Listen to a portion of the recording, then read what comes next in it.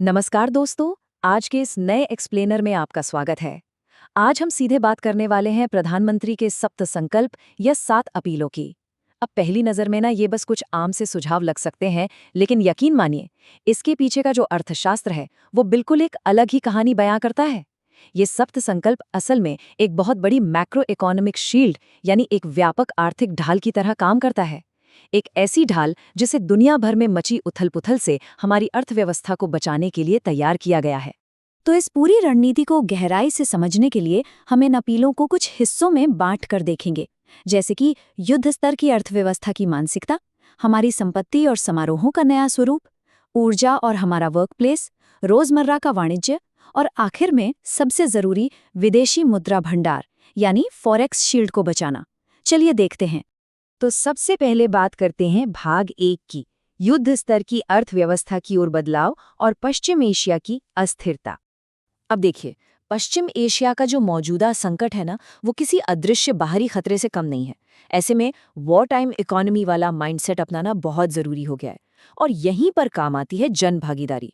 आमतौर पर हम क्या सोचते हैं, यही कि यार अर्थव्यवस्था संभालना तो रिजर्व बैंक या वित्त मंत्रालय का काम है, राइट। लेकिन यहाँ अप्रोच बिल्कुल अलग है। सरकार चाहती है कि आम जनता का जो सामूहिक व्यवहार है उसे सीधे एक इकोनॉमिक लीवर की तरह इस्तेमाल किया जाए। मतलब सिर्फ पॉलिसियों से नहीं, बल्कि हम और आप अपने रोजमर्रा के फैसलों से इस बड़े अर्थशास्त्र को कैसे कंट्रोल कर सकते हैं। ये है असली जनभागीदारी। आगे बढ़ते हैं हमारे दूसरे हिस्से पर, संपत्ति और समारोहों पर पुनर्विचार, यानी अपनी पूंजी को अपने ही देश की सीमाओं के भीतर कैसे रखा जाए। हम भारतीयों का सोने से कितना प्यार है ये तो हम सब जानते हैं। शायद ही कोई बड़ा फंक्शन हो जो इसके बिना पूरा होता हो। लेकिन क्या आपने कभी सोचा है कि हमारा ये प्यार आयात के रूप में अमेरिकी डॉलर पर कितना भारी दबाव डालता है? अगर हम कुछ समय के लिए फिजिकल गोल्ड खरीदना टाल दें तो शॉर्ट टर्म में भले ही ज्वेलरी की सेल्स गिर जाए, लेकिन लोग डिजिटल सॉवरेन गोल्ड बॉन्ड्स की तरफ मुड़ेंगे। और इसका लॉन्ग टर्म इम्पैक्ट वो तो कमाल का है। देश से कम डॉलर बाहर जाएंगे और हमारा अपना भारतीय रुपया जाहिर सी बात है नेचुरली मजबूत होगा। है ना इंटरेस्टिंग? और सिर्फ सोना ही नहीं, जरा डेस्टिनेशन वेडिंग्स के अर्थशास्त्र को भी देखिए। हर साल यूरोप और मिडिल ईस्ट में जाकर लोग अपनी भव्य शादियों पर हजारों करोड़ रुपए खर्च कर देते हैं। और सच कहें तो ज्यादातर सिर्फ इंस्टाग्राम की कुछ फैंसी तस्वीरों के लिए। वेड इन इंडिया की जो अपील है वो उसी विशाल पूंजी को वापस हमारे अपने उदयपुर या गोवा जैसे हॉस्पिटैलिटी हब्स में मोड़ने की कोशिश है। सोचिए, अगर हमारी अपनी लोकल हेरिटेज ही एक नया स्टेटस सिंबल बन जाए तो देश का कितना सारा पैसा देश के भीतर ही रह जाएगा। चलिए अब आते हैं तीसरे सेक्शन पर, ऊर्जा और कार्यस्थल, और कैसे इसके जरिए हम अपना आयात बिल कम कर सकते हैं। दुनिया भर में कच्चे तेल की कीमतें कैसे ऊपर नीचे होती रहती हैं ये तो आपको पता ही है। इससे बचने का सबसे सीधा तरीका है ईंधन की खपत को कम करना। अब आप सोचेंगे कैसे? तो देखिए, जब लोग कारपूलिंग करते हैं या पब्लिक ट्रांसपोर्ट अपनाते हैं तो मेट्रो और बसों में भीड़ तो बढ़ती ही है, लेकिन इसके साथ एक बड़ा मनोवैज्ञानिक बदलाव भी आता है। लोग धीरे धीरे पारंपरिक इंजनों वाली गाड़ियों से शिफ्ट होकर इलेक्ट्रिक व्हीकल्स यानी ईवीज की तरफ मुड़ने लगते हैं। इससे पुराने इंजनों की सेल कम होती है और हमारा पूरा इंफ्रास्ट्रक्चर एक नई दिशा में बदल जाता है। इसी तरह फ्यूल की डिमांड कम करने का एक और जबरदस्त तरीका है वर्क फ्रॉम होम को फिर से अपनाना। इसके ना दोहरे प्रभाव होते हैं। एक तरफ बड़ी बड़ी ऑफिस बिल्डिंग्स या कमर्शियल रियल एस्टेट में आपको थोड़ी सुस्ती देखने को मिल सकती है, पर दूसरी तरफ आपके घर के इंटरनेट इंफ्रास्ट्रक्चर और होम डिलीवरी जैसी गिग इकोनॉमी में अचानक से बूम आ जाता है। मतलब आप एक जगह ऊर्जा बचा रहे हैं और वो किसी दूसरी जगह एक पूरी तरह से नई आर्थिक गतिविधि को जन्म दे रही है। अब बात करते हैं चौथे हिस्से की, हमारी दैनिक खपत और वाणिज्य, और कैसे ये जमीनी स्तर पर आर्थिक बदलाव लाते हैं। यहाँ स्क्रीन पर जो आपको 60% का आंकड़ा दिख रहा है ना, ये वाकई चौंकाने वाला है। क्या आपको पता है कि भारत अपने खाने के तेल का लगभग 60% हिस्सा बाहर से मंगवाता है?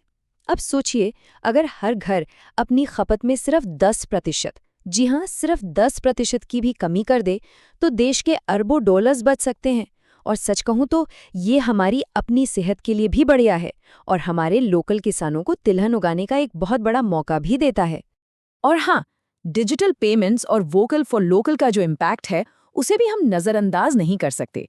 अगर हम 100% डिजिटल लेन देन करें तो कैश छापने और उसकी सुरक्षा का भारी खर्च बच जाता है। इससे होता क्या है, हमारी जो शैडो इकोनॉमी है वो सिकुड़ने लगती है और दूर दराज के ग्रामीण इलाकों में भी फाइनेंशियल इंक्लूजन तेजी से होता है। इसके अलावा वोकल फॉर लोकल विदेशी सामानों के आयात को कम करके एक तरह से अनौपचारिक व्यापार बाधा के रूप में काम करता है, जिससे हमारे छोटे व्यवसायों यानी MSMEs के लिए ढेर सारी नौकरियां पैदा होती हैं। तो इन सारे व्यावहारिक बदलावों को समझने के बाद अब एक बहुत ही अहम सवाल हमारे सामने आता है, इन 7 कदमों का अंतिम परिणाम आखिर है क्या? रोजमर्रा की ये छोटी छोटी आदतें राष्ट्रीय रक्षा जैसी इतनी बड़ी रणनीति से कैसे जुड़ सकती हैं? इसी सवाल का जवाब हमें मिलता है हमारे आखिरी सेक्शन में, विदेशी मुद्रा भंडार यानी फॉरेक्स शील्ड का संरक्षण। यही हमारा अल्टीमेट गोल है। तो जो सबसे क्रिटिकल पॉइंट है वो ये है कि जब हम सोने, बाहर से आने वाले तेल और उन महंगी विदेशी शादियों जैसी गैर जरूरी विलासिता को अपनी मर्जी से कम करते हैं, तो भारत बहुत बड़ी मात्रा में अमेरिकी डॉलर बचा पाता है। अब ये डॉलर काम कहाँ आते हैं? अगर मान लीजिए दुनिया भर में कोई बड़ा संकट आ जाए या युद्ध गहरा जाए, तो यही बचा हुआ विदेशी मुद्रा भंडार हमारी लाइफलाइन बन जाता है। इसी की बदौलत हम बिना किसी रुकावट के अपने लिए जरूरी रक्षा उपकरण और मेडिकल सप्लाईज खरीद सकते हैं। तो आज के इस एक्सप्लेनर को हम एक बहुत ही गहरे विचार के साथ खत्म करते हैं। मैक्रो इकोनॉमी का प्रबंधन अब सिर्फ सरकार की पॉलिसियों का खेल नहीं रह गया है, बल्कि ये इसके नागरिकों की रोजमर्रा की पसंद के बारे में है। अगली बार जब भी आप कुछ नया खरीदने जाएं या किसी ट्रिप की प्लानिंग करें, तो एक बार जरूर सोचिएगा कि आपका वो छोटा सा कदम देश की इस बड़ी आर्थिक ढाल का एक अहम हिस्सा है। क्या हमारी दैनिक आदतें सच में ग्लोबल इकोनॉमी का रुख मोड़ सकती हैं? ये एक ऐसा सवाल है जिस पर हम सबको जरूर सोचना चाहिए।